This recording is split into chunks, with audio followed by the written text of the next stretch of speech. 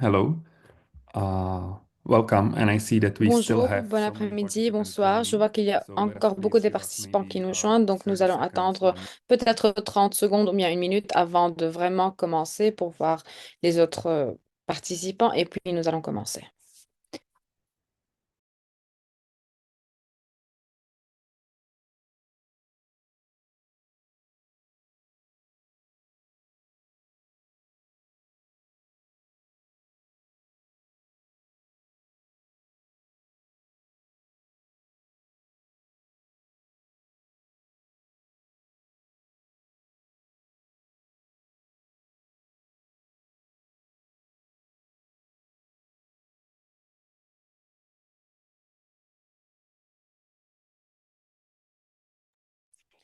Je vois que le nombre de participants est en train d'augmenter petit à petit, donc je voudrais vraiment vous accueillir tous et vraiment, je voudrais vous accueillir au cinquième webinaire approfondi pour le travail pour le climat et pour les jeunes pour le climat. En ce qui concerne l'interprétation, nous avons la capacité d'interprétation qui est disponible en français, en anglais, en portugais ou bien en espagnol. Donc, vous pouvez vraiment voir ce que nous envoyons sur la boîte de discussion pour que vous puissiez vraiment entendre la langue que vous préférez. J'espère bien que tout le monde nous a joints et que tout le monde est ici, que tout le monde en fait peut nous écouter. Je voudrais vous accueillir à nouveau dans le webinaire approfondi qui est à propos de la numéralisation pour le climat et pour la planète. Ce thème fait partie aussi de l'agenda pour 2030 pour le climat et je m'appelle Pavel et je serai le modérateur d'aujourd'hui. Je voudrais aussi accueillir les interlocuteurs, Dominique Meigam, qui va participer avec vous son point de vue en ce qui concerne la numérisation et l'intelligence artificielle pour vraiment motiver le travail climatique et pour utiliser toutes les technologies qui sont à notre disposition. Je voudrais aussi remercier les interprètes Yara, Elisa, Noor, Jordan et Laila.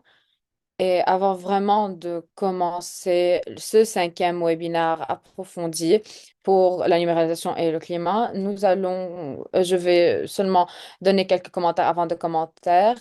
Cette cinquième session fait partie de l'appel aux solutions climatiques et nous vraiment recherchons des solutions qui sont innovatrices pour faire face au changement climatique. Tous les pays qui font partie du PNUD peuvent soumettre leur candidature et ils peuvent faire cela jusqu'à mai 2026. Les personnes qui sont éligibles sont les jeunes qui sont âgés entre 18 et 29 ans et c'est la troisième appel à trouver des solutions. C'est un programme qui a été mis en place en coopération avec le gouvernement italien. Nous avons déjà vu plus de 100 solutions qui ont été adoptées et nous avons déjà entendu un des lauréats parler du projet qui a été mis en œuvre. Cette session est le cinquième webinaire approfondi. Nous avons déjà parlé à propos de plusieurs domaines il y a dans les autres webinaires. Nous avons parlé de la conception du projet et aussi quelques projets comme par exemple la santé, le climat, le paix et la sécurité. Je vous conseille vraiment de revoir ces sessions et d'accéder à la plateforme pour voir les webinaires qui ont été déjà publiés. Sur l'agenda d'aujourd'hui, nous avons trois interlocuteurs. Nous allons entendre Dominique Megum de Digital for Planet. Elle est une coordinatrice numérique nationale et elle travaille pour la numérisation en général. Vous allez aussi entendre Maria Goulia, qui est une experte numérique du programme du PNUD. Elle est aussi une ardente défenseur de l'utilisation de la technologie pour créer un impact mondial. Et nous allons aussi entendre Dominio Toyodi qui est le fondateur de PDG Dento Organics et aussi il est le lauréat du prix Youth for Climate. Avant de commencer avec Dominique, je voudrais aussi vous dire que nous voulons vraiment entendre vos questions en ce qui concerne la numérisation et comment nous pouvons utiliser la numérisation pour le climat et pour aussi l'action climatique. Utiliser l'expérience que les participants d'aujourd'hui vont vous donner et demander aux interlocuteurs toutes vos questions. Mais vraiment, il faut que vos questions soient vraiment concentrées sur sur le contexte d'aujourd'hui. Avant même de commencer, il y a la plateforme de questions et de réponses sur notre website que vous pouvez utiliser. Et il y a aussi et les autres webinaires sont aussi téléchargés. Donc, nous allons maintenant officiellement commencer. Dominique, je te donne le relais. Grand merci Pavel et grand merci à tous pour être ici. Une seconde, s'il vous plaît, je vais essayer de partager mon écran.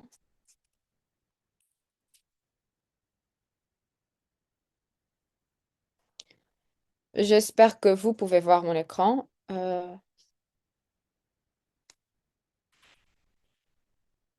C'est toujours en train de télécharger. Une minute, s'il vous plaît. Grand merci. Je crois qu'on a déjà je vous remercie en fait pour m'avoir invité et je voudrais vraiment remercier l'organisation de ces webinaires. Je voudrais aussi vous remercier les dirigeants, les jeunes leaders qui veulent vraiment travailler pour le climat et qui veulent mener des transformations dans le domaine climatique pour vraiment faire face à toutes les crises climatiques qui se déroulent autour du monde. Avant même que je commence, je voudrais me présenter à nouveau. Je m'appelle Dominique Miegim et euh, je suis une analyste. Donc, ça veut dire que je renforce les capacités nationales pour intégrer l'intervention numérique dans les politiques. Et cela en ce qui concerne vraiment les préparations pour le travail climatique. Je crois qu'aujourd'hui, je vais parler en fait des trois objectifs qui sont essentiels et qui sont les plus importants et qui concernent vraiment savoir l'importance des solutions numériques pour favoriser l'action et cela pour la nature et le climat et comment nous pouvons vraiment protéger la nature tout en travaillant d'une manière qui est efficace pour réaliser tous les objectifs que nous avons. Le second objectif est vraiment de vous montrer quelques exemples de la numération et des innovations numériques qui ont pris déjà place, ou bien même en ce qui concerne le soutien des programmes que nous déjà avons adoptés.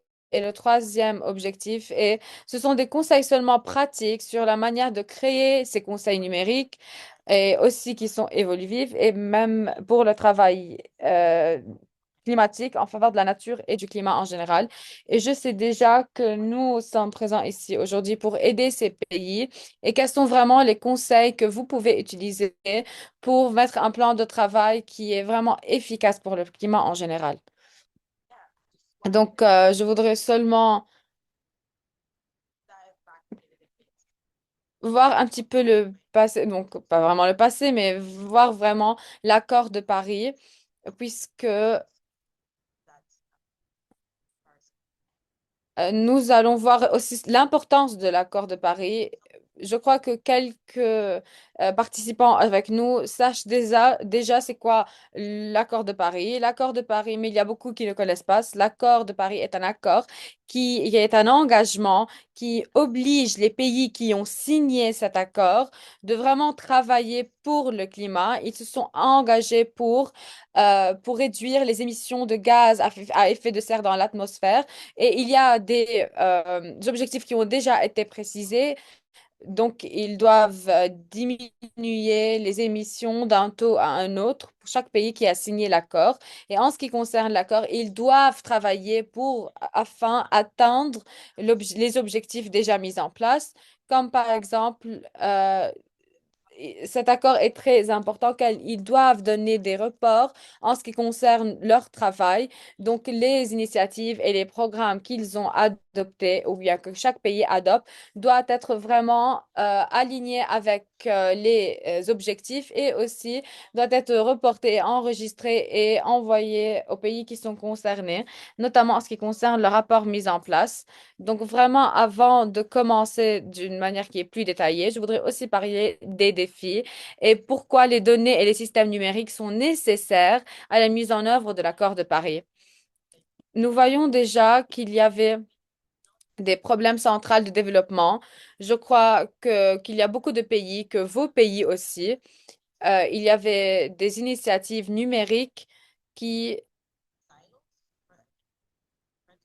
ne sont pas pris au sérieux en les comparant avec les autres initiatives. Il y a des solutions qui sont à la rigueur des transformations numériques ou bien à la nature ou bien à l'action climatique. Et il y a beaucoup de progrès significatifs dans le développement humain et de la durabilité, mais les politiques sont vraiment fragmentées. Même le financement et l'action sociétale en général sont vraiment fragmentés ne sont pas suffisants. Donc, c'est un défi qui est énorme en ce qui concerne la numéralisation en général. Il y a aussi un autre défi qui est lié à la collecte et à la communication des données. Ce sont vraiment des défis qui sont interliés puisqu'il y a beaucoup de pays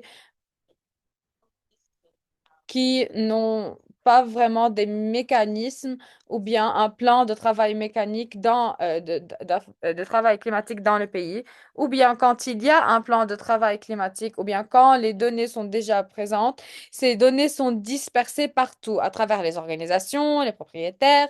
Donc, il n'y a vraiment pas une base de données qui est stable et qui peut être crédible ou bien même valide. Il y a aussi un autre défi que nous devons mentionner, comme par exemple la gérance des informations et des données climatiques, qui sont vraiment essentielles, puisque beaucoup de personnes souffrent à cause de cette manque de diffusion d'informations, comme par exemple les organisations peuvent vraiment cesser d'exister. Donc, oui, d'une manière plus basique, nous sommes vraiment, nous voyons vraiment que le numérique est un catalyseur qui est clé pour vraiment le travail climatique et nous devons l'utiliser puisqu'il y a un très grand lien entre la nature et le climat et les solutions et les équipements qui peuvent être utilisés dans le cadre de numération. Donc ici, nous voyons vraiment que for Planet est présent pour vraiment offrir des solutions entre les natures et les climate hubs, et cela en tant qu'initiative phare de soutien à la numérisation de tous les pays. Donc ici, dans l'équipe de for Planet, nous travaillons vraiment pour adopter une approche qui est plus domestique et qui va vraiment travailler au sein de la société pour avoir vraiment une société qui est plus prospère et qui comprend vraiment l'importance du climat et du travail climatique. De notre perspective et de notre point de vue, nous croyons vraiment que la capacité nationale, si la capacité nationale est renforcée pour intégrer la transformation numérique dans les politiques, le financement et l'action en matière de nature et de climat, donc vraiment le progrès vers les objectifs liés à la nature et au climat, seront vraiment plus développés pour vraiment accélérer le développement humain dans les limites planétaires que nous avons déjà, car les solutions numériques, l'infrastructure ou bien la connectivité fourniront au gouvernement, aux organisations et aux populations, outre les outils, les données et les systèmes à l'échelle de la société qui sont vraiment nécessaires pour l'action climatique et pour la nature, et cela pour vraiment obtenir un impact systématique et aussi pour en fait faire face au changement climatique. Donc, maintenant, nous allons aussi voir le programme du PNUD qui est Digital for Planet et les logiciels qui sont vraiment mis en place outre le soutien à la transformation numérique. Avant de vraiment commencer pour voir les solutions que nous proposons, nous allons voir un petit peu les marchés qui sont concernés puisque les solutions sont en relation avec ces marchés. Et vous allez voir vraiment, quand nous parlons du changement climatique, nous parlons aussi des gaz à effet de serre aussi. Et sous l'égide de l'accord de Paris, nous savons vraiment qu'il y a une très grande importance au carbone et les carburants en général jouent un très grand rôle dans les contributions qui sont déterminées au niveau national. Donc, nous voulons vraiment soutenir les pays pour vraiment atteindre les buts qui ont déjà été adoptés. Euh, les contributions qui ont déjà été déterminées au niveau national. Donc, quelles sont vraiment mes contributions et les contributions que je dois faire comme pays ou bien même comme région ou bien comme territoire. Donc, ici, vraiment, le but euh, de l'échange et du commerce du carbone en vertu de l'accord du pays dans un même pays promeut les développements et les investissements dans les pays qui sont développés ou Yémen non développés, ce qui vraiment va permettre de réduire les émissions qui sont dans l'atmosphère. Et quand les pays ont signé l'accord de Paris et ont vraiment corroboré cet accord, ils doivent faire et mener des reports et les envoyer à l'organisation qui est pertinente. Donc, ils doivent à 100% utiliser ces reports pour aussi mentionner les défis et les taux d'atténuation qui ont pris place, comme par exemple en ce qui concerne les émissions de gaz à effet de serre. Ils doivent faire des reports, ils doivent les envoyer et ils doivent les utiliser pour vraiment travailler davantage et déployer les efforts davantage pour travailler, pour atteindre leurs buts qui ont déjà été mentionnés. Donc ici, nous allons voir une petite définition euh,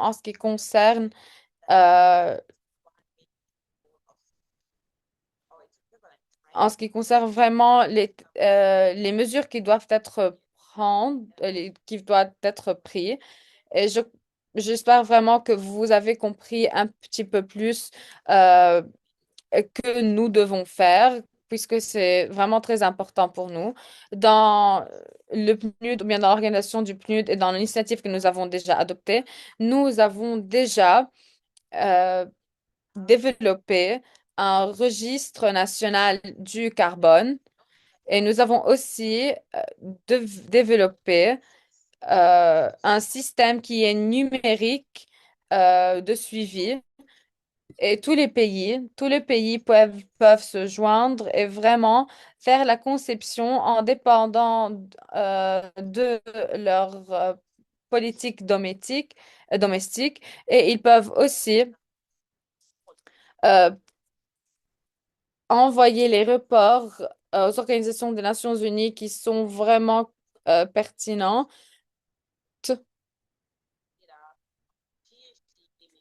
Et ils peuvent faire cela en ce qui concerne les émissions de gaz à effet de serre et les efforts d'atténuation, les stratégies d'adaptation et de financement climatique. En général, ils peuvent, et nous pouvons soutenir les pays et ils peuvent aussi vraiment donner les informations qui sont nécessaires en ce qui concerne le travail. Nous avons aussi déjà conceptionné un autre système que nous avons numérisé, comme par exemple le système national de transparence climatique. Le système national de transparence climatique est un système qui repose sur un outil qui est conçu pour simplifier et automatiser la communication des actions climatiques et pour échanger les informations et les effets et les crédits de carbone, par exemple. S'il y a un pays qui a déjà adopté certaines mesures pour atténuer et pour diminuer les gaz à effet de serre, ils ont des projets, ils ont des politiques, ils ont des initiatives, ou bien même ils peuvent aussi recevoir le soutien des partenaires pour réduire le taux de gaz à effet de serre qu'ils sont en train d'émettre. Ceci est déjà mentionné et déjà présent dans le système national de transparence climatique. Donc, nous avons comme but aussi de émettre et transférer des crédits de carbone et d'enregistrer et suivre les indicateurs des projets carbone, et cela d'une manière qui est plus facile pour aussi simplifier le processus de collecte pour vraiment comprendre plus les initiatives et les mesures qu'ils doivent mettre en œuvre, puisque cela est déjà aussi mentionné dans les accords de Paris qui ont été signés.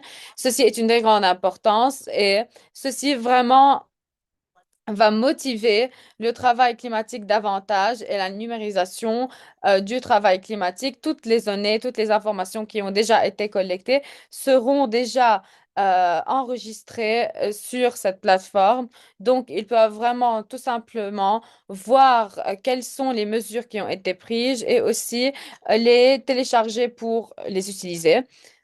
Il faut aussi mentionner que avant vraiment cette plateforme, il devait communiquer avec plusieurs parties gouvernementales, avec plusieurs ministres, avec plusieurs institutions pour vraiment pouvoir mettre en œuvre ces reports et les mener. Donc maintenant, le processus est vraiment plus facile. Nous avons aussi euh, travaillé avec CAFI, qui est l'initiative de l'Afrique du Centre. Nous avons aussi conceptionné un système de paiement pour les services environnementaux qui s'appelle PSE comme abréviation. Donc, ceci est d'une aussi très grande importance et c'est vraiment pour comprendre le système. C'est un outil qui est conçu pour soutenir les systèmes et les communautés pour protéger l'environnement et aussi pour avoir des mesures mises en place qui sont plus durables et aussi pour soutenir et pour protéger le système écologique.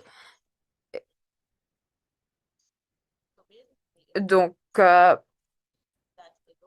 ce plan de travail permet aux agriculteurs de protéger l'environnement et le but de ce système est de réduire la durée et même de promouvoir l'environnement et l'importance de la protection environnementale. En faisant cela, les agriculteurs euh, recevront des compensations pour les efforts qu'ils ont déployés d'une manière ou d'une autre. Ce type de système est déployé dans quelques pays ou bien où les informations ne sont vraiment pas suffisantes. Donc, il y a, il n'y a vraiment pas une plateforme qui est suffisante et qui peut vraiment garantir la transparence du projet en général pour vraiment voir, par exemple, en 5 ans ou bien en 10 ans, ce qui a été déjà fait. Donc, c'est pour ça que nous avons travaillé sur la conception du système de paiement pour les services environnementaux, ce qui va vraiment permettre de garantir la transparence et la compensation de toutes les parties qui sont concernées et qui sont pertinentes, et cela dans une même communauté.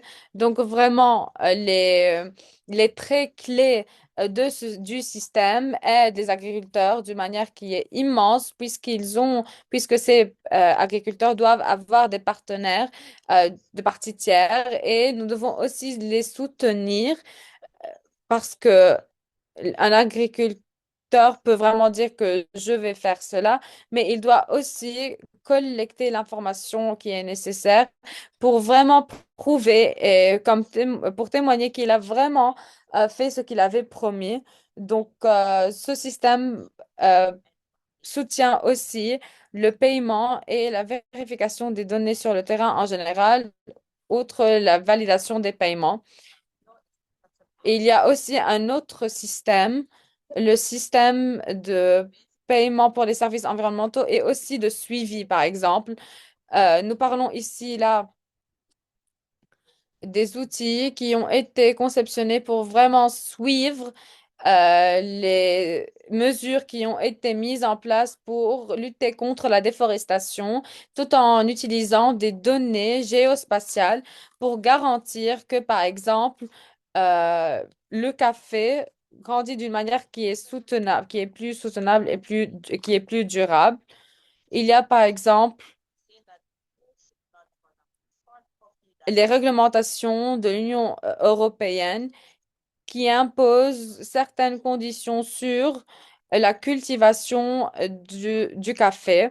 Et vous devez vraiment prouver que le café qui a été importé, que la qualité du café qui a été cultivé et qui a été importé s'aligne vraiment avec les réglementations qui sont mentionnées dans le règlement de l'Union européenne, par exemple.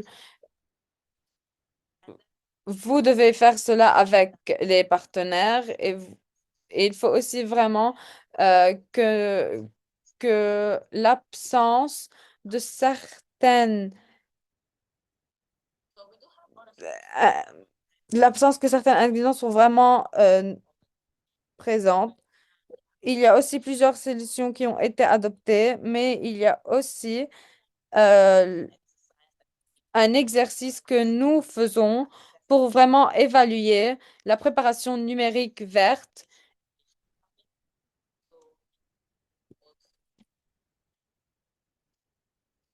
Il y a aussi le travail que nous avons mis en place pour l'infrastructure environnementale et aussi plusieurs partenariats internationaux. Cela est pour vraiment pour vraiment accentuer l'importance sur des compétitions climatiques pour voir quelles sont les technologies à pointe qui peuvent vraiment soutenir le travail climatique.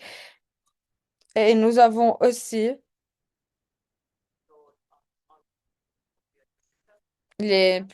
plusieurs systèmes que nous avons adoptés. Il y a plusieurs initiatives que nous avons mises en œuvre pour travailler pour le climat et pour numéraliser vraiment pour le climat.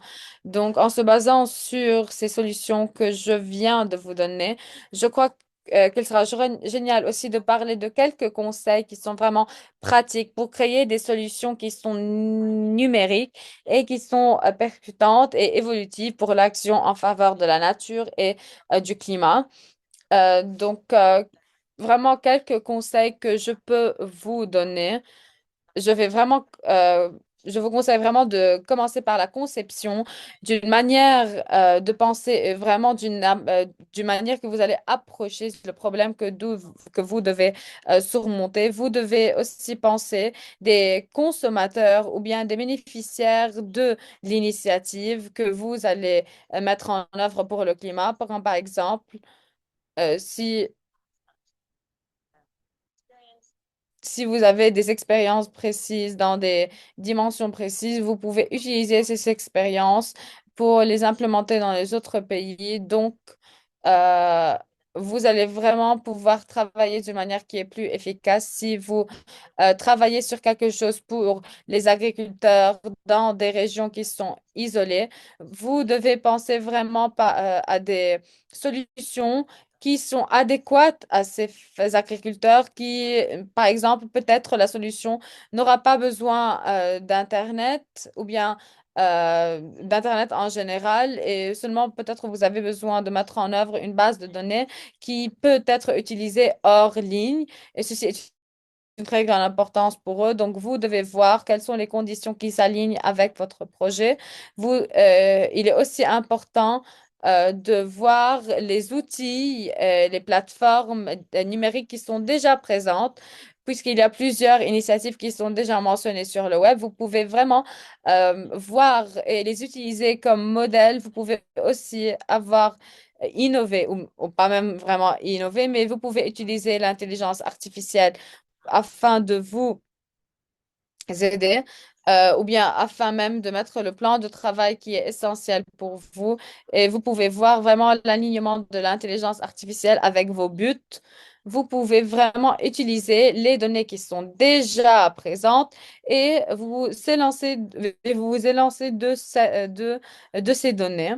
Le troisième point est aussi que vous devez vous assurer que ce plan soit vraiment durable et soit vraiment et qu'on peut vraiment le concrétiser. Et vraiment l'efficacité de ce plan, puisque au lieu de soutenir seulement un pays pour construire un outil, vous pouvez utiliser un outil pour aider plusieurs pays. Donc, cela sera vraiment d'une très grande efficacité pour plusieurs pays et non pas seulement pour un pays. Vous pouvez penser de tous les outils qui peuvent être d'un grand intérêt et qui peuvent porter profit à plusieurs régions, plusieurs territoires, plusieurs pays, et cela sera d'une très grande importance. Outre la durabilité, par exemple, si vous êtes en train de construire quelque chose ou bien de mettre en œuvre un plan, vous devez aussi penser vraiment au calendrier de travail. Ce sont quelques conseils que je vous donne quand vous pensez vraiment aux solutions numériques et cela pour le climat et pour la nature. Je crois que je n'ai plus de temps vraiment. J'étais brève. Je serais ravie d'entendre vos questions et grand merci. Grand merci. Grand merci, Dominique. Grand merci pour votre présentation.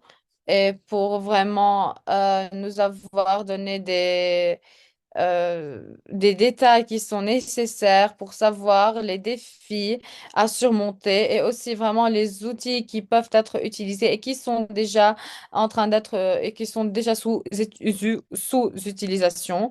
Pendant votre présentation, j'ai déjà vu qu'il y a quelques commentaires sur les solutions qui sont vraiment éligibles pour le programme que nous avons mis en place. Donc, peut-être que je vais donner un petit résumé en ce qui concerne ce qu'elle a dit. Je crois qu'on peut parler de l'intelligence artificielle, euh, de la technologie qui est utilisée dans le cadre de l'industrie, du transport, de l'agriculture et aussi des initiatives qui modernisent l'intelligence artificielle, cela pour aider les comportements qui sont reliés aux crises climatiques et au climat.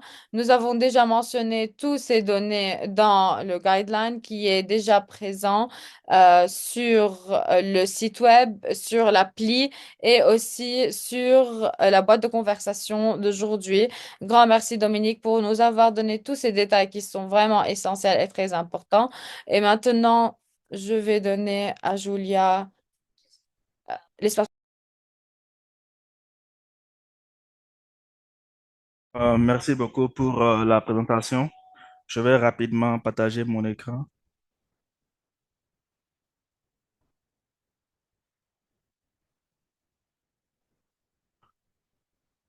J'espère que vous pouvez voir mon écran. Alors, avant de débuter, je voudrais m'introduire. C'est Marie-Julia et je suis expert numérique. Je travaille au PNUD et je travaille depuis un an maintenant. Et je travaille également pour la mise en œuvre du Centre de l'intelligence artificielle et cette initiative qui travaille pour la collaboration et au sein du PNUD. Et,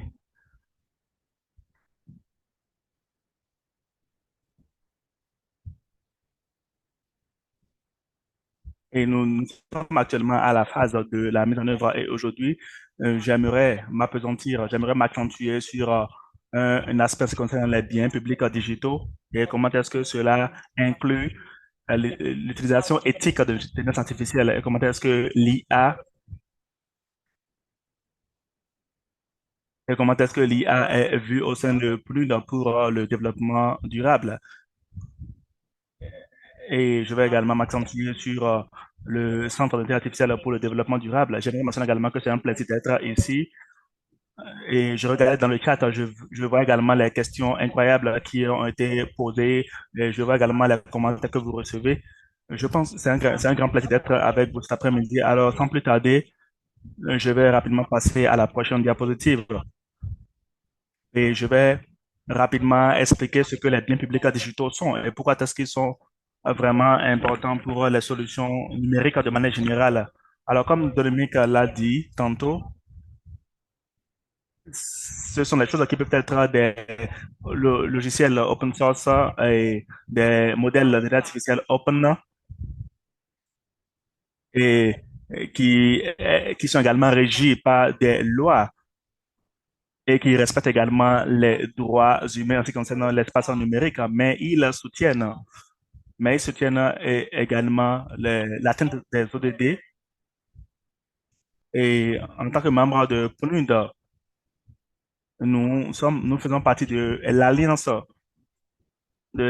des biens publics digitaux. Et c'est une initiative de plusieurs parties prenantes afin d'atteindre les ODD.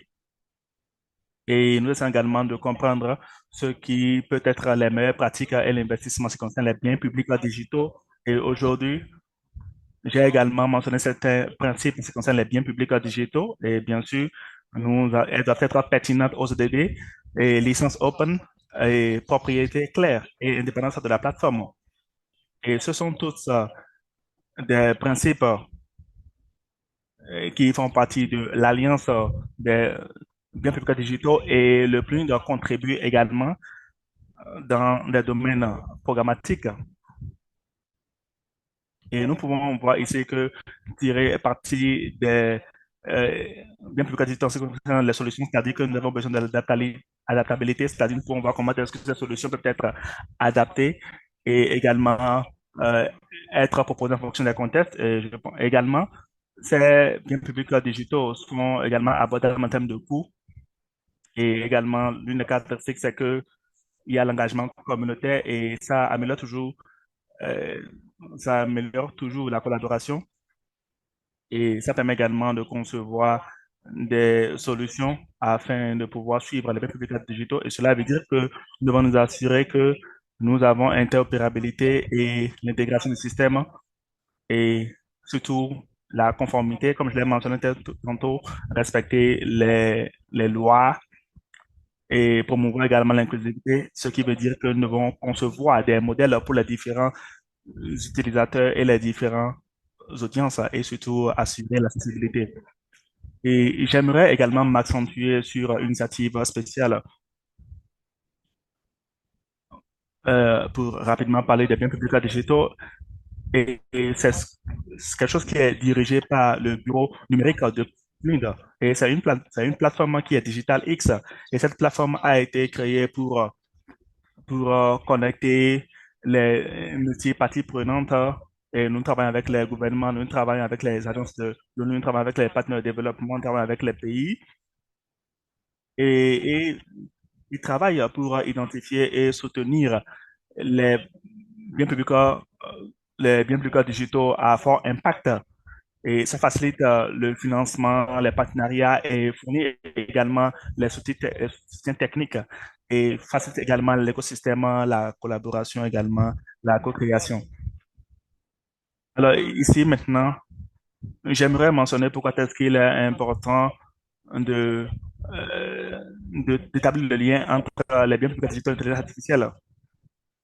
Et ce qui est important ici, c'est que les biens publics digitaux représentent la fondation pour une intelligence artificielle éthique pour s'assurer que les modèles de l'IA puissent être à la fois inclusifs et puissent être également adaptés à différents concepts et également qu'ils puissent être en droite ligne à chaque nécessité en fonction de la communauté où les modèles de l'intelligence artificielle sont développés. Alors, les modèles de l'intelligence artificielle se basent sur les biens publics digitaux et cela bénéficie surtout des principes que j'ai mentionnés, c'est-à-dire la transparence, l'interopérabilité, l'accessibilité, surtout parce qu'aujourd'hui, nous voyons que les modèles d'intelligence artificielle sont en usité et on peut remarquer que c'est une certaine monopolisation du nord global et nous voulons nous assurer que les biens publics digitaux peuvent être un catalyseur pour les modèles d'intelligence artificielle.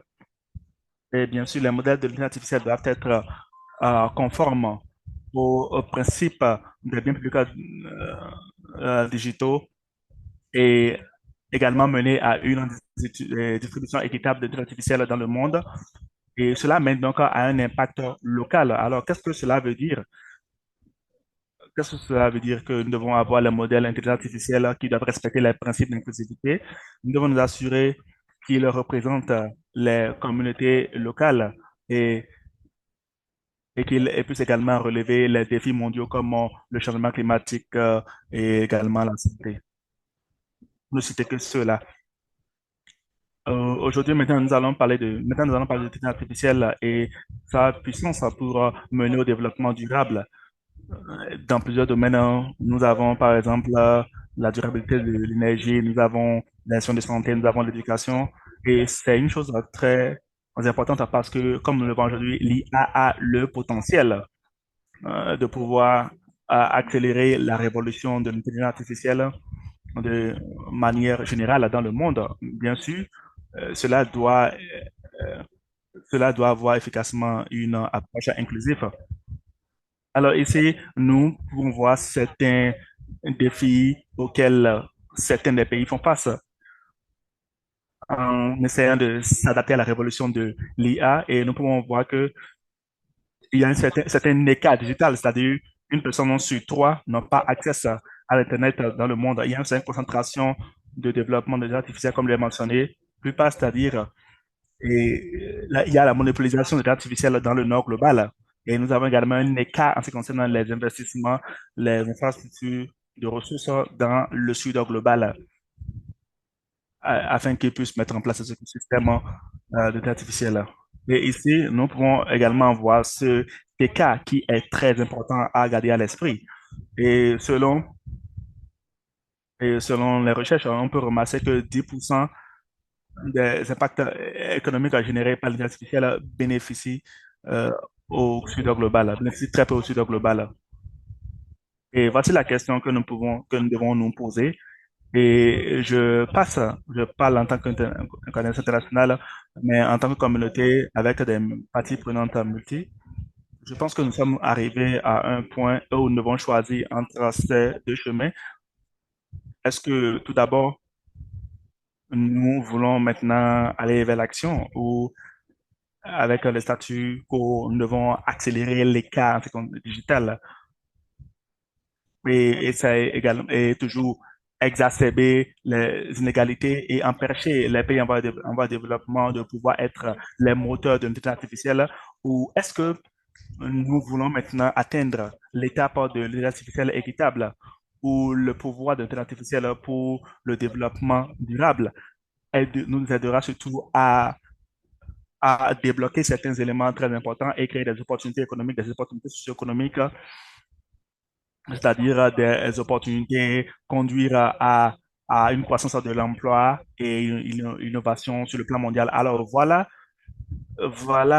pourquoi nous travaillons ici au CNUD. Mais ce que nous avons remarqué, c'est nous avons besoin d'une certaine vitesse, également de volatilité, mais nous devons prendre en compte les fondations de l'intelligence artificielle qui sont les données, c'est-à-dire nous devons avoir des ensembles de données inclusifs qui facilitent le développement de l'intelligence artificielle. Nous devons avoir également l'informatique écologique, c'est que nous avons besoin des infrastructures d'informatique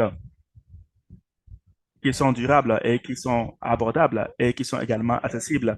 Et donc, nous avons besoin également des partenariats, des financements pour avoir des investissements en ce qui concerne les investissements dans les écosystèmes au niveau du secteur global. Nous avons besoin également de la confiance et la sécurité. Et bien sûr, nous avons besoin de capacités de l'écosystème et de la préparation pour renforcer la capacité locale pour pouvoir mener ces efforts. Et maintenant, j'aimerais mettre en lumière la force des fondations de l'intelligence artificielle qui peut déterminer les facteurs de succès ou bien les problèmes en ce qui concerne le développement de l'intelligence artificielle. J'ai mentionné quelques-uns. Bien sûr, en ce qui concerne, en parlant des facteurs de succès, c'est-à-dire les solutions de l'intelligence artificielle peuvent, peuvent nous permettre d'atteindre la justesse et, et avoir également des modèles d'intelligence artificielle et soutenir également des cadres réglementaires qui essaient de promouvoir la transparence et certains problèmes, c'est qu'il y a une certaine surconfiance sur les ressources de l'intelligence artificielle qui peuvent mener à la dégradation de l'environnement. Et aujourd'hui, nous avons cela avec les centres de données qui sont euh, extrêmement dangereux pour l'environnement et qui sont dans les mains de certains pays ou de certaines grandes puissances dans le monde. Nous avons également le fait d'exacerber les cas juridiques et les cas digital. Et aussi, nous avons le manque de représentation diverse en ce qui concerne la formation de l'intelligence artificielle. Et, et donc, parfois, nous avons des difficultés à pouvoir faire face à la désinformation en ce qui concerne le mauvais usage de l'intelligence artificielle. Et donc, la vision du PNUD, c'est de s'assurer d'accélérer le progrès, bien sûr, envers le développement humain durable tout en faisant la promotion des droits humains. Et cela veut dire, encore une fois, que nous devons travailler pour la transparence éthique et le développement durable. Et aussi, cela veut dire que nous devons nous assurer que le déploiement permette d'atteindre l'initiative globale qui est la sauvegarde, c'est-à-dire promouvoir également la dignité humaine, l'égalité, la justice. Et voici certaines offres de plus dans ce qui concerne l'intelligence artificielle. Et bien sûr, nous avons l'évaluation du paysage de l'intelligence artificielle. qui travaille spécifiquement avec le gouvernement pour comprendre la préparation pour des différentes institutions pour pouvoir déployer les systèmes artificiels pour s'assurer qu'ils puissent se conformer à certains principes. Et nous travaillons pour pouvoir élargir ce champ de, pour s'assurer que le secteur privé est particulièrement impliqué dans ces efforts que nous menons et nous pouvons nous assurer également qu'ils se conforment à certains principes et travaillent pour le développement des systèmes d'intelligence artificielle qui sont qui respectent bel et bien les mesures de sécurité et de confiance et travaillent également pour mettre en place des piliers d'intelligence artificielle qui sont solides. Nous travaillons également avec le développement de stratégies nationales d'intelligence artificielle avec le PNUD et vu que le PNUD est présent dans plusieurs pays, nous travaillons sur le champ, nous travaillons avec les gouvernements, les communautés pour comprendre comment est-ce que nous pouvons soutenir les stratégies de développement de l'intelligence artificielle. Et cela nous mène directement au renforcement des capacités de l'IA. Nous avons également le Centre d'intelligence artificielle pour le développement durable, que je vais rapidement expliquer en quelques secondes. Nous travaillons également dans la digitalisation des langues à faible ressources, c'est-à-dire que nous assurons que les modèles d'intelligence artificielle et le système intègrent non seulement les langues à fortes ressources comme l'anglais, l'espagnol, le portugais et le français, mais qu'ils prennent en compte également ces différentes langues qui statistiquement n'ont pas de ressources. Et nous avons également certains des systèmes de soutien technique comme CDO Studio, c'est-à-dire des développement des outils techniques. Et nous avons accélérateur de Lab, qui c'est 115 pays et il travaille également avec les innovateurs locaux sur le terrain. Alors maintenant, je vais parler du centre de l'IA pour le développement durable. Comme je l'ai mentionné, le centre de l'IA est une initiative qui était née lors de la présidence italienne lors du G7. Et c'est une initiative du du ministère des Entreprises et du Made in Italy. Et c'est une plateforme des parties prenantes pour renforcer les écosystèmes locaux de l'IA dans les pays africains en particulier et permet d'accélérer l'innovation et les partenariats du secteur privé sur les éléments qui soutiennent et le développement durable. Alors ici, comme vous pouvez le voir sur l'écran, comme je l'ai mentionné tantôt, nous avons les données et nous avons des ensembles de données représentatifs, nous avons l'informatique écologique, nous avons le talent humain, c'est-à-dire nous apprenons également sur le talent local dans les pays et nous avons également l'écosystème, c'est-à-dire pour soutenir le développement et également des cadres politiques justes. Et ici, j'ai égrené rapidement les programmes pilotes que nous avons conçus en 2024. Et ces programmes pilotes ont été une référence pour nous, ont été une base pour comprendre, pour réfléchir à comment certains modèles peuvent marcher. Et cela a été fait en partenariat avec les pays africains et également les parties prenantes locales sur le terrain parce que nous voudrions nous assurer que les pays africains dans le centre de l'intelligence artificielle ont vraiment la capacité et puissent avoir à la disposition les outils qui sont nécessaires pour pouvoir mener à la révolution de l'IA. Et nous les appelons généralement l'apprentissage par pratique parce qu'ils nous ont montré vraiment comment est-ce que nous pouvons utiliser ces fondations pour nous appesantir sur cela. Et parmi cela, nous avons le programme d'accélération de l'intelligence artificielle qui a été lancé en novembre 2024 et elle a pour but de favoriser la révolution industrielle qui bénéficie aux communautés. Nous avons sélectionné certaines startups des pays africains et nous avons travaillé avec eux, mais nous travaillons également en partenariat avec certaines organisations internationales comme et l'Union internationale pour la télécommunication. Nous travaillons avec l'Institut africain pour la mathématique et nous travaillons avec le Centre d'innovation des talents à San Francisco. Nous avons donné des formations également pour renforcer leurs connaissances et leur montrer comment est-ce qu'il est important d'avoir un élément de base pour pouvoir bâtir des solutions de modèles pour l'IA. Et le second point, c'est la langue en tant que bien public. C'est une initiative de 4 mois qui s'accentue également sur une expérience plus large et l'expertise du PNUD et également la digitalisation des langues à faibles ressources.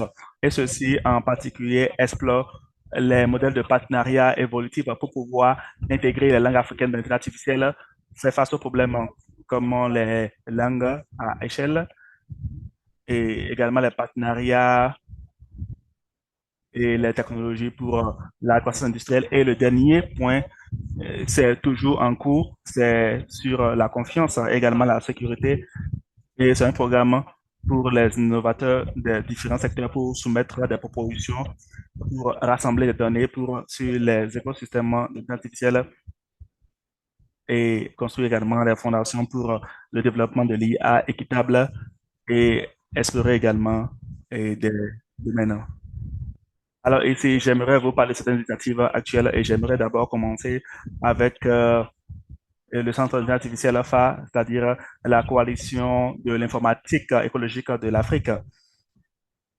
Mais nous sommes vraiment très contents d'avoir mis en place cela parce que nous pensons que l'informatique est un élément très important pour avoir des modèles d'intelligence artificielle durables et résilients. Sans l'informatique, nous ne pouvons pas les pays en voie de développement et donc les pays en voie de et les pays en sud global peuvent également réduire les cas à travers cela. Alors, notre devise est que pour l'Afrique, nous avons une grande informatique et ceci est abondant et soutient les régions africaines pour une croissance industrielle en Afrique. Et voici le contexte qui montre pourquoi est-ce que c'est important de pouvoir construire cela maintenant pour bâtir cela, parce que nous pouvons voir une certaine dynamique. Nous voyons l'expansion des jeunes, nous avons des innovateurs, nous avons des chercheurs, nous avons par exemple le groupe des jeunes à travers l'Afrique. Et nous pensons qu'il est important de prendre en compte cette dynamique et qui est la coalition de l'informatique écologique sur le continent. Et dans ce contexte, dans le contexte actuel, il y a, je pense, c'est l'apprentissage automatique de l'intelligence artificielle et cela accroît également l'Internet et la connectivité. Par exemple, 37% de la population en Afrique est maintenant en ligne et on doit avoir 500 millions d'utilisateurs en Afrique dans cette année et nous avons également les réglementations de la collectation des données dans certains pays africains qui contribuent surtout à la demande pour les centres de données locales. Et la coalition pour l'informatique écologique en Afrique voudrait comprendre la situation, ce qu'est la situation actuelle et essayer de faire face à ces obstacles et également réduire les écarts qui sont sur le continent. Et donc, c'est une plateforme de partenariat qui coordonne les informatiques artificielles durables, qui transforme les obstacles en certains catalyseurs et certains des obstacles auxquels nous faisons face, c'est par exemple les centres de données limités, parce que l'Afrique a un nombre limité de centres de données. Et donc, le continent regorge 2,1% des centres de données globaux. Et généralement, c'est l'Afrique du Sud qui est en tête sur le continent. Nous avons également un centre au Maroc et nous avons l'adoption faible au cloud. C'est-à-dire, malgré la croissance en ce qui concerne les investissements des centres de données, il y a toujours une faible adoption en ce qui concerne l'adoption informatique en nuage. Nous pouvons voir que en Afrique, c'est juste à 15% comparé à 111% en Europe. Nous avons seulement peu super ordinateurs. Et nous avons un au Maroc, nous avons un en Afrique du Sud, mais je pense que ceci est vraiment très rare lorsque nous le comparons aux super ordinateurs dont l'Afrique aurait besoin pour répondre aux besoins. Et il y a également une distribution des ressources d'informatique parce que cela est bien sûr dans certains pays en Afrique, mais pas répandu sur le continent. Et nous avons également le coût élevé et les obstacles d'accessibilité parce qu'en Afrique, C'est beaucoup plus le cas dans les pays développés, c'est-à-dire que le prix, c'est-à-dire ce que vous avez, ce dont on a besoin pour pouvoir avoir des infrastructures informatiques représente et le PIB par habitant et peut être de 10 à 30 fois plus cher dans les pays développés. Et maintenant, nous venons sur la deuxième initiative qui, et qui a à voir avec le programme que nous avons fait lors de la première phase du Centre de l'intelligence artificielle. Et ceci s'accentue sur le travail élargi que fait le PNUD pour digitaliser les langues à faibles ressources. Et si nous nous focalisons sur les plis de données de l'intelligence artificielle, nous voulons avoir des ensembles de données disponibles afin d'avoir des solutions représentatives de l'IA. Et nous sommes actuellement, nous nous focalisons sur des points clés comme à permettre l'accès et le développement des solutions de l'IA. Et nous soutenons également les processus de digitalisation et nous assurons également qu'ils sont pertinents culturellement pour accroître la disponibilité et l'utilisation des données. Et nous avons également les licences d'utilisation des données, c'est-à-dire ce qui protège la, et nous avons également renforcement de capacité, c'est-à-dire donner la capacité aux communautés locales sur le terrain. Nous leur donnons également les compétences afin qu'ils puissent participer à la chaîne de valeur de l'IA. Alors, le résultat de ce travail, c'est le progrès, mais nous espérons que cela sera publié très bientôt. Et c'est un papier, c'est un document de la communauté. Et ça, c'est un résultat d'un programme que nous avons fait en 2024. Et également, ça prend en compte les points de vue des différentes parties prenantes que nous avons pris en compte dans le programme pilote. Et nous voudrions que la communauté puisse être une certaine base qui nous montrera là où nous allons commencer. Et nous allons également mettre en lumière les écarts critiques que nous avons identifiés lors de cette recherche et ce que nous pouvons apprendre d'eux. Et le dernier point, c'est le programme de réimagination de la confiance et de la sécurité de PNUD, qui est un programme plus large de PNUD, mais c'est également conforme au centre de l'intelligence artificielle. Et ceci, spécifiquement, vise à s'assurer que les systèmes de l'IA sont justes, sûrs, inclusifs et respectent les droits humains. Cela veut dire que nous devons régler les problèmes liés à la confiance et également à la sécurité, c'est-à-dire nous voudrions coopérer avec le secteur privé parce que, en fin de compte, le secteur privé est un élément clé lorsque nous devons développer et déployer les solutions de l'IA. Et le programme cherche à pouvoir collecter les données, les expériences sur comment l'IA et les systèmes créent des problèmes dans différents contextes. Et nous vous appréhendissons également sur pouvoir mettre en place l'écosystème de l'IA qui puisse soutenir les startups locaux et nous espérons également les partenariats et novatrices qui s'assurent de la sécurité par la conception dans l'étape initiale du développement, du déploiement de l'IA. Et ceci est très important parce qu'aujourd'hui, nous pouvons remarquer que la réalité que nous avons aujourd'hui en ce qui concerne les systèmes de la confiance et la sécurité, c'est souvent géré par les entreprises privées et nous avons également des risques de politique et nous avons également des gouvernances coloniales qui, en quelque sorte, mettent en danger le système. Et nous avons également des priorités et également qui sont prises en compte en ce qui concerne la sévérité euh, des mots.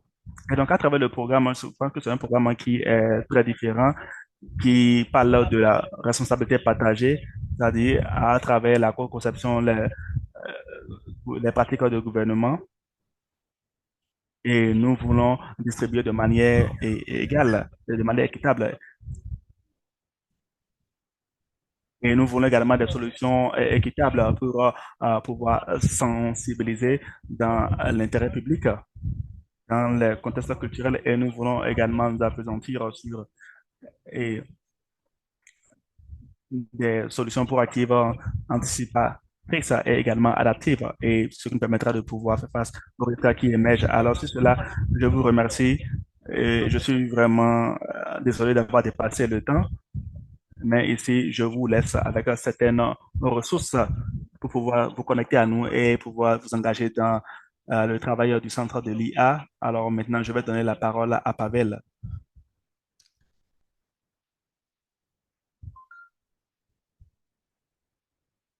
Merci beaucoup, Julia.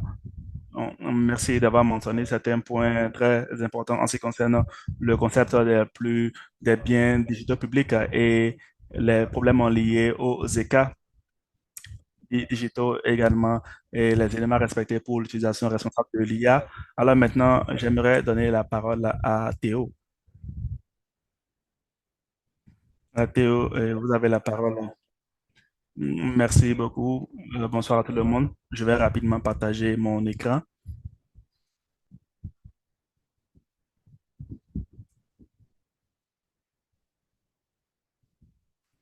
Excusez-moi si je vous coupe la parole. Je pense vous avez juste 5 minutes pour votre intervention. Merci. J'espère que vous pouvez maintenant voir mon écran.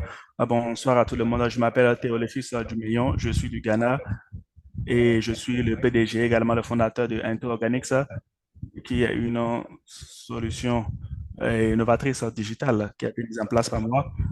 Et le problème que nous avons également en ce qui concerne l'agriculture au Ghana et en Afrique, c'est que ce n'est pas durable. Et ceci a été exacerbé par le changement climatique et les conditions météorologiques extrêmes que nous avons. Et ceci, et ceci a réduit également les récoltes pour les cultivateurs. Et ce que nous pouvons voir également, c'est que nous ne pouvons pas profiter des solutions technologiques à cause des défis des écarts lorsqu'il s'agit de l'alphabétisation et également d'autres défis d'infrastructure, c'est-à-dire la digitalisation. Et à Into, c'est là où Into organise à agir pour pouvoir résoudre ce problème. Alors, ce que nous faisons, c'est que nous fournissons des données, des solutions afin d'avoir des appareils que nous pouvons utiliser pour que les cultivateurs puissent utiliser. Et avec ces données, nous analysons ces données pour trouver des solutions, pour formuler des recommandations aux cultivateurs afin de pouvoir comprendre leur champ et comment utiliser, par exemple, les engrais. De plus, ce que nous faisons, est-ce que nous donnons des formations aux cultivateurs à cause des problèmes liés à la sécheresse. Également, nous avons des formations pour les cultivateurs et nous essayons également de renforcer leur capacité à travers nos plateformes. Et ce que nous faisons, c'est que nous utilisons actuellement la technologie et nous avons une plateforme où nous avons toutes ces choses. Nous avons ArcticSensus, BestSensor, et cela nous permet de pouvoir collecter des données. Et lorsque nous collectons ces données, nous nous assurons que nous trouvons des solutions à ces cultivateurs. Et actuellement, nous avons 3000 cultivateurs sur notre plateforme. Et pour l'opportunité sur le marché, ceci est très énorme parce que actuellement, l'Afrique et l'économie agricole est vraiment importante dans le PIB du pays. Et nous voulons utiliser l'agriculture pour réaliser un changement mémorable. Alors, notre modèle d'affaires est très simple. Il y a un modèle d'abonnement pour les services, également pour nos services de formation. Et de plus de cela, nous avons des ventes. Si les, les cultivateurs veulent acheter, et en ce qui concerne notre impact, nous avons impacté plus de 2000 cultivateurs dans la communauté, dans les communautés. Et également, nous avons été en mesure de commencer un programme en pilote il y a de cela 2 ans. Et maintenant, nous avons été en mesure de travailler avec le Prinda Youth for Climate également. Et l'une des choses qui est très importante, c'est la manière dont nous apportons des solutions pour autonomiser les personnes. Nous comprenons les solutions, les problèmes auxquels ils font face, mais nous travaillons avec la communauté pour développer des solutions. Et nous avons la communauté qui utilise ces plateformes. Et cela permet de mener un changement. Et voici notre équipe merveilleuse. Et j'aimerais que tous ceux qui sont dans le domaine agricole, et je pense que c'est possible de pouvoir se joindre à nous et de pouvoir euh, profiter de ces ressources-là. Merci beaucoup. Je pense que le contenu a été très important et je vous remercie également d'avoir respecté le temps. Je vois que nous avons assez de questions pour les différentes présentations et interventions, mais j'aimerais également mentionner qu'il y a plus de ressources en ce qui concerne ce sujet pour Youth for Climate. Et nous avons eu un webinaire en janvier et nous avons également écouté certains lauréats. Donc, nous aurons un lien dans la boîte de dialogue que vous pouvez suivre. Alors, sans plus tarder, certaines questions, je vais rapidement les résumer. Je vais les résumer et donner la parole à la liste. Je vais rapidement aller vers Dominique. Alors, je pense que si vous pouvez nous dire, parler de notre perspective, qu'est-ce qui rend innovateur les solutions digitales pour la nature et l'action climatique? Vous avez la parole. Merci beaucoup, Pavel. Je pense que c'est une question très importante. De mon expérience et également suivant les mises à jour et les tendances, je pense qu'une solution digitale est novatrice lorsque il tire parti des technologies émergentes pour régler les problèmes très complexes de manière efficace et de manière évolutive et de manière impactante. Et je pense que l'innovation d'aujourd'hui et la solution digitale généralement proviennent, par exemple, de l'intégration de l'IA et tirer parti des technologies, l'Internet, ou même l'analyse des grosses données, ou les partenaires mondiaux, la compétition, par exemple. Je pense que c'était des milliers de personnes qui étaient, c'est une compétition qui avait été, et je pense que vous pouvez penser comment est-ce que cela a été énorme. L'innovation veut dire simplement,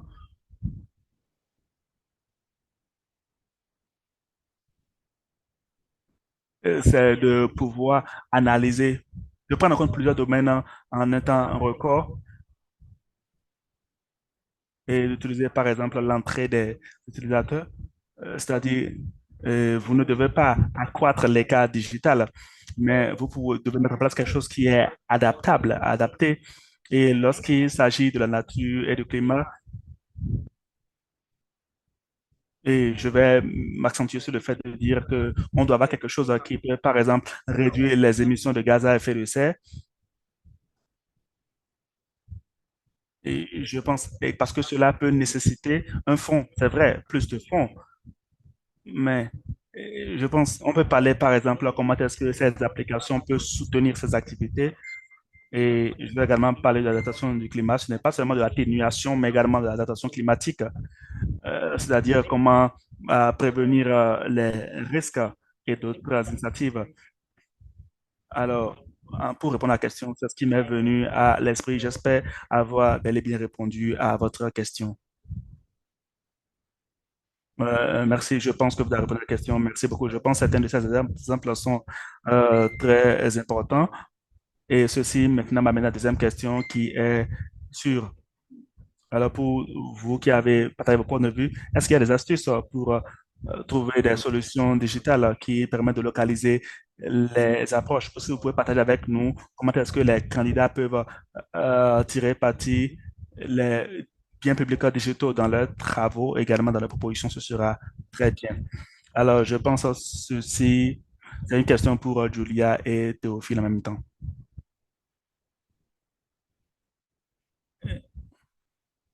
Alors, j'aimerais que vous puissiez reprendre. Comment est-ce qu'on peut utiliser certains biens publics digitaux dans le travail à la proposition et comment utiliser certaines technologies existantes? Alors, comment est-ce que cela peut être bénéfique pour les participants? Si vous avez un exemple concret, vous pouvez donner.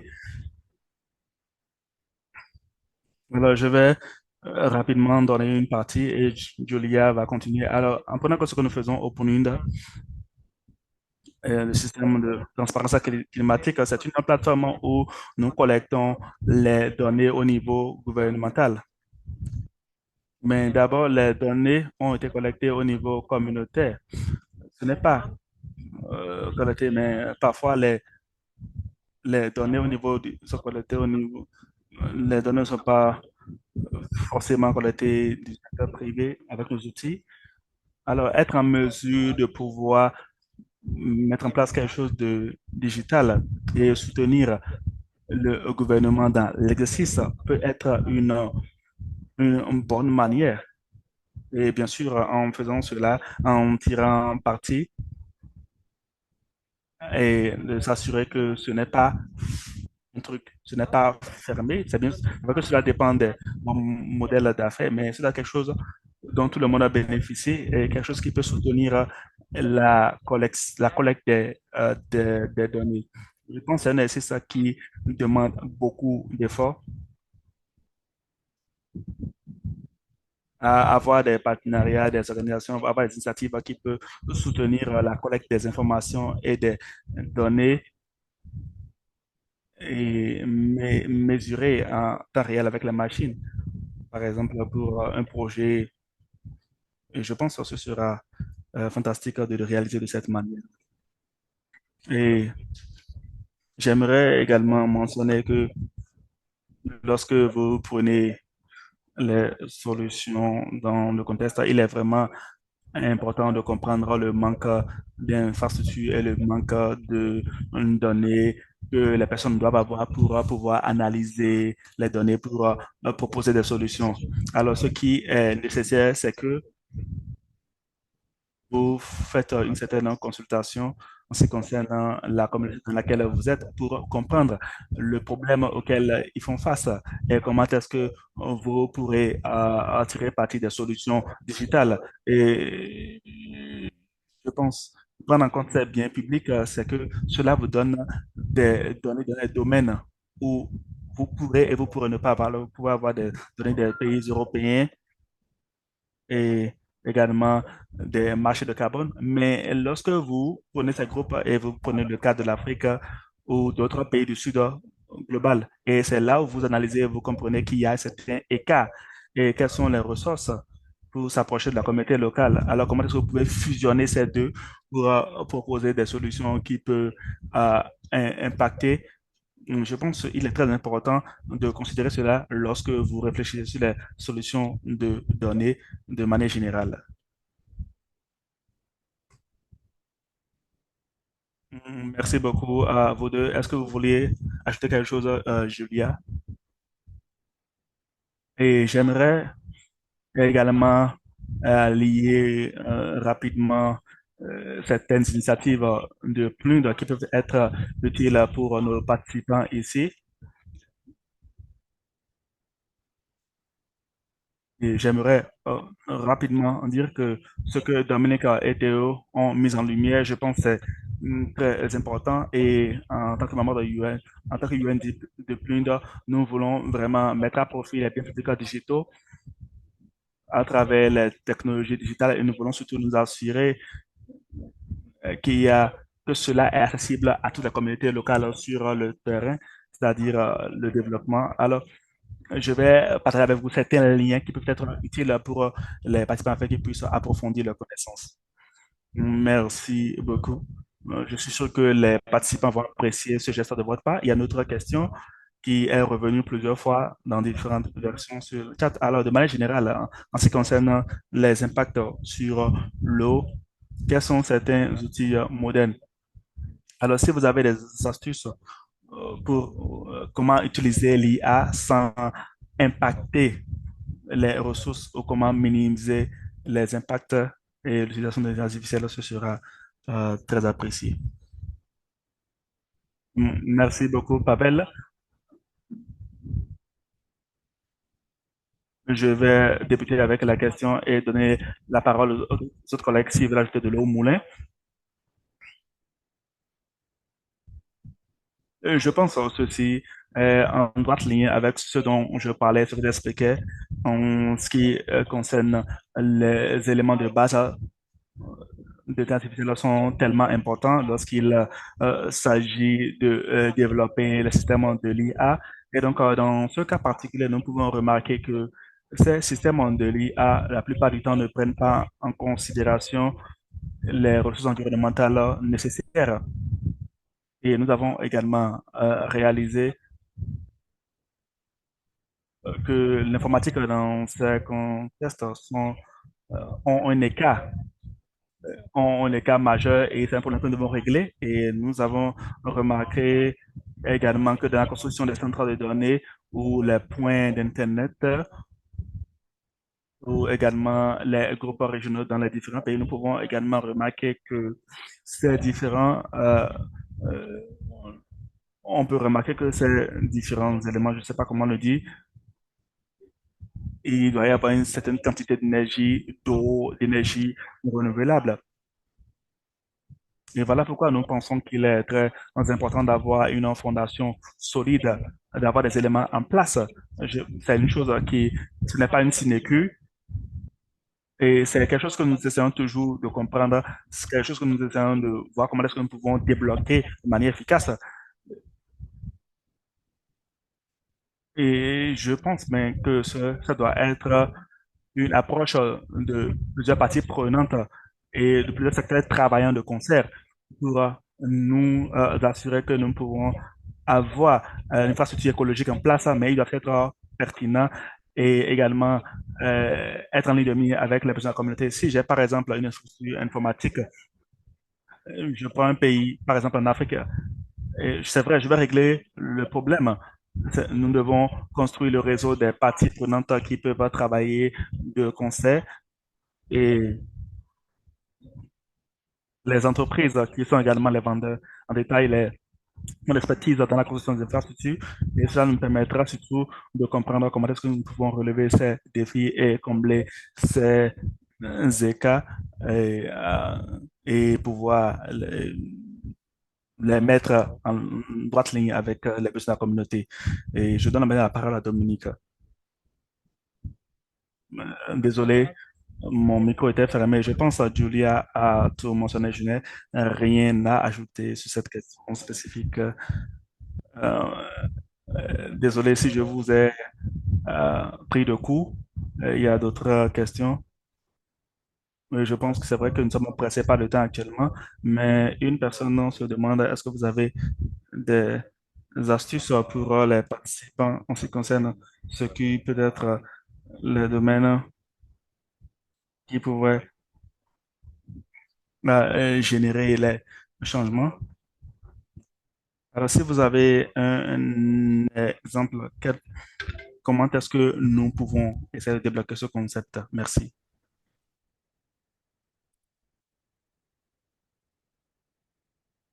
Je ne vais vraiment pas entrer dans le détail car je crois que mon collègue est l'expert en ce domaine et en ce thème, mais je crois que, en fait, ce qui m'est venu à l'esprit directement de mon expérience, je crois que la numérisation en ce qui concerne l'infrastructure et aussi en ce qui concerne aussi les fondations et les fondements de numérisation comme l'identité numérique ou bien digitale. Si par exemple nous sommes dans une nation ou dans un pays qui est développé, je crois que la période de transition du comportement est vraiment très facile et vraiment plus facile dans ce cadre, comme par exemple les infrastructures qui sont digitales ou bien qui sont numériques pour le gouvernement, qui seront vraiment intégrées d'une manière meilleure et aussi qui seront intégrées avec les identités et aussi avec les données sociales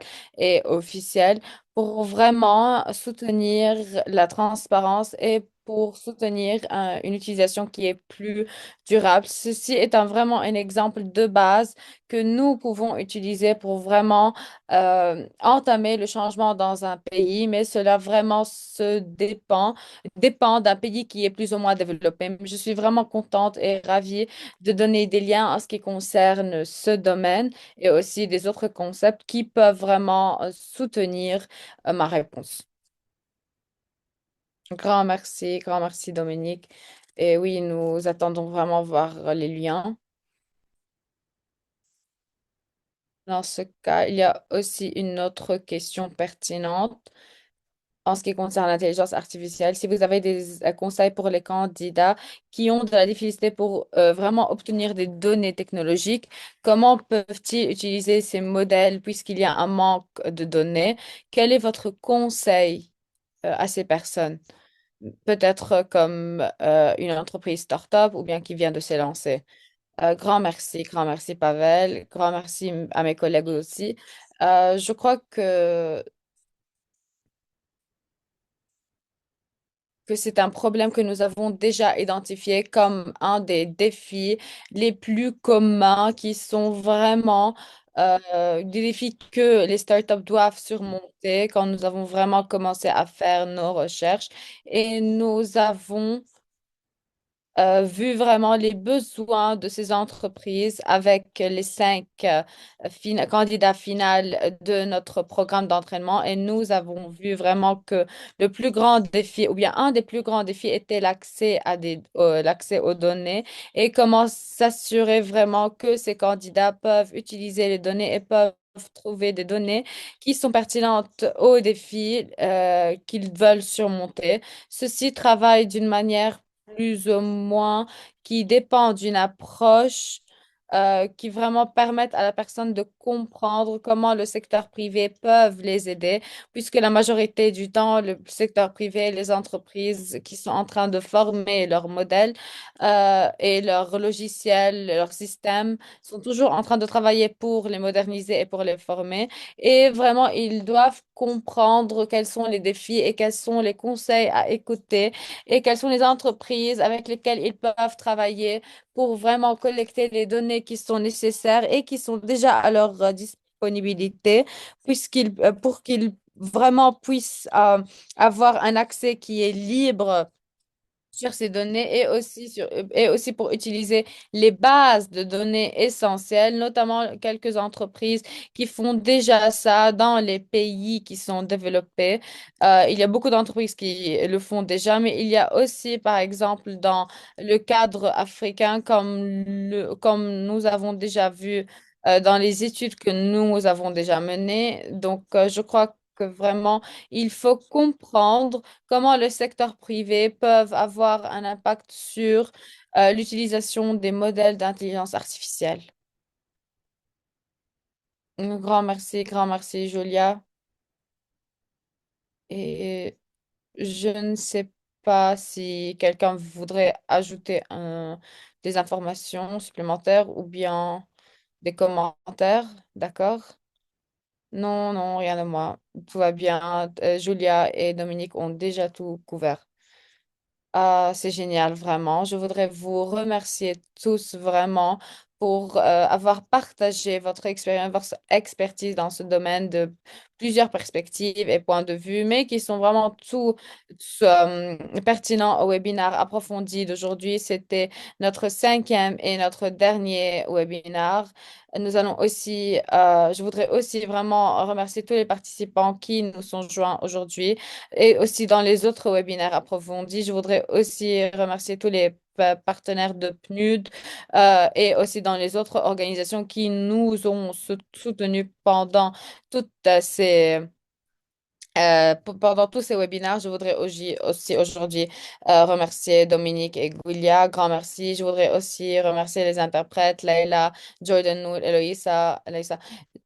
Aussi, avant vraiment terminer et de conclure notre session, je voudrais vous dire quelques informations qui sont vraiment essentielles. L'appel à solution est ouverte maintenant jusqu'à mai 2026. Vous avez 2 mois pour formuler votre candidature, mais vous devez aussi vous garantir et assurer que vous avez tous les critères d'éligibilité qui sont déjà mentionnés. Vous pouvez trouver toutes les informations pertinentes et tous les guides, outre les webinaires approfondis et les enregistrements sur la plateforme et sur l'appli. Vous pouvez aussi rester en contact avec la communauté qui est formée de plus de 200 000 personnes qui sont toujours actives. Donc, vous avez vraiment beaucoup de personnes que vous pouvez rencontrer et que vous pouvez apprendre leurs connaissances et de leur expertise. Nous allons aussi fournir des sessions qui sont individuelles.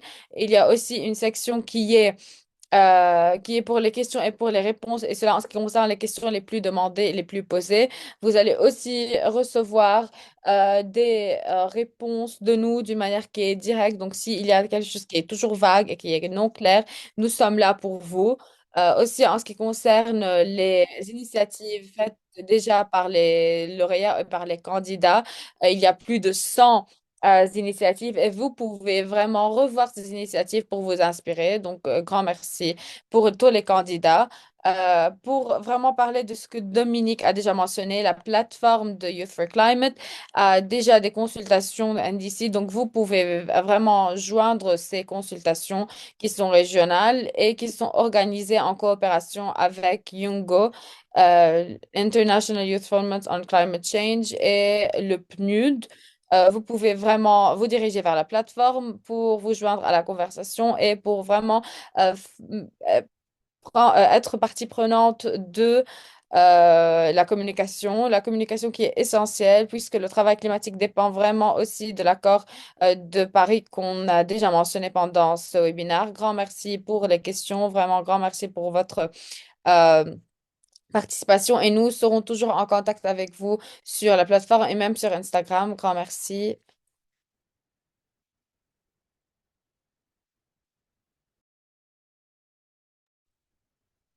Au revoir.